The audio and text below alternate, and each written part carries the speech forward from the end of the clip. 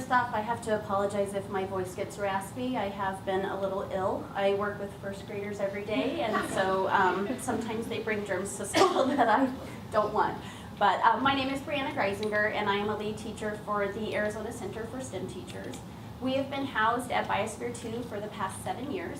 This past summer, the Haury Foundation actually, or the Haury program, funded us, which was exciting because it gave us a chance to kind of be a little bit more flexible in how we approach our teachers and what we wanted to do with them, in including some of the social and environmental justice pieces. Let's see. So to start off, the origins of our center were grounded in 3 main principles: that our professional development is teacher-driven. So all of the lead teachers are teachers themselves. We're in classrooms, and during the summer we come out and we become teacher leaders, and we bring teachers from all across Arizona to the Biosphere. They stay in residence with us for 2 to 3 weeks, and we basically immerse them in STEM. We do all facets, all disciplines of science, but we also force them out of their comfort zone. We force them into areas where they may not be as comfortable. Oftentimes the teachers that we're bringing out are K through 6. And kindergarten through 6th grade teachers traditionally do not have science backgrounds. Some may have a math background, some may have a minor in a science, but traditionally their degrees are in elementary education, and then perhaps their minors or their emphasis were in teaching children to learn English or how to read.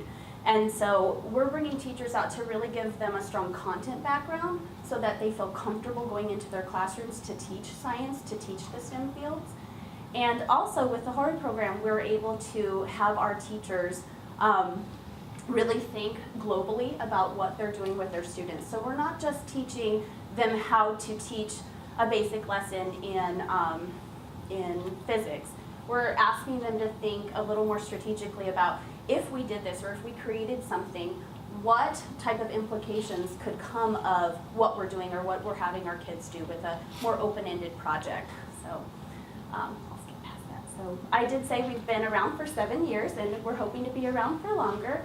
We have worked with over 600 teachers, and that is 600 teachers across the state of Arizona.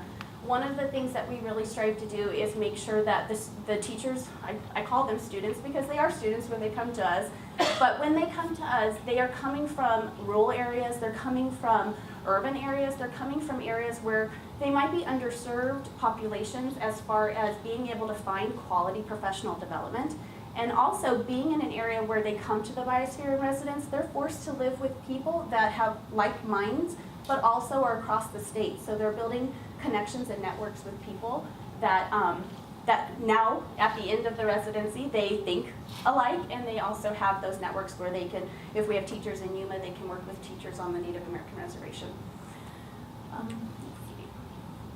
So that translates to over 15,000 students. So if you think about it, these teachers, when they come to us 7 years ago, they affected their students that were in their classroom, traditionally about 30 students per year.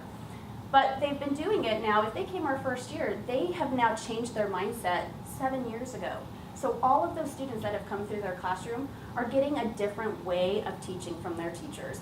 And they're actually exposed to different ways to learn math, to apply things in different fields. And it's not just one content area compared to the next. They are integrating those things. Our teachers are forced, and I say forced because sometimes it is very uncomfortable for our teachers to go outside the box and to become a scientist, because as I said before, they are not scientists. They were not scientists, or they don't think of themselves as scientists until they come to the Biosphere.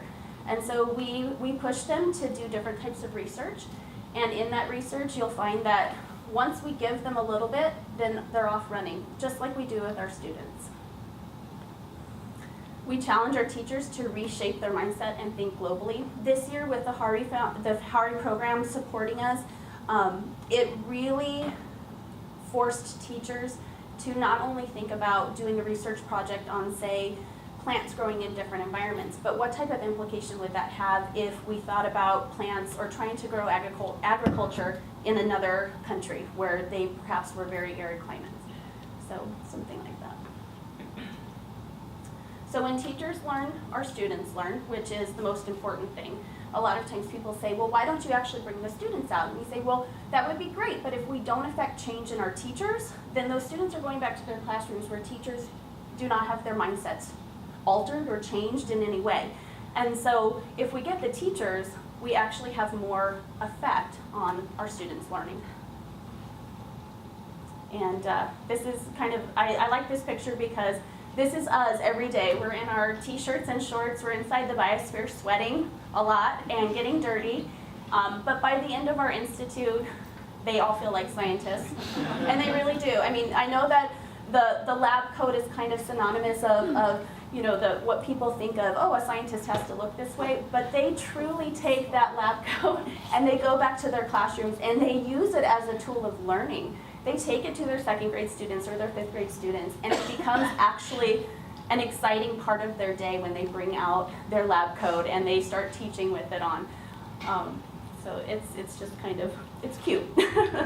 One other thing that I wanted to talk about is that the ACST is an integral piece of closing the gap for our students.